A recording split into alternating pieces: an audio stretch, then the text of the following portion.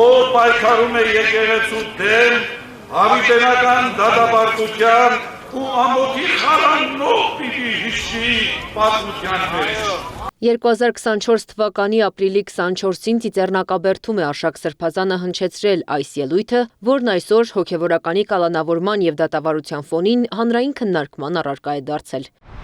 Մայրաթոր Սուրբ Էջմիածնի դիվանապետ Արշակ arczepiskopos-ի հատկապես այս ելույթը չկարողացան մարսել իշխանությունները։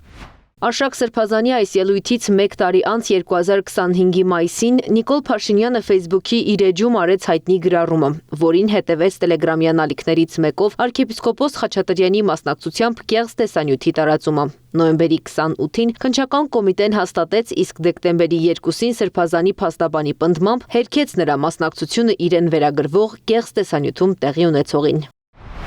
Եզրակացությունը բաղկացած է ընդամենը մեկ էջից, որի կեսից ավելին լուսանկար է, այսինքն ամբողջ եզրակացությունն ուղիղ կես էջ է։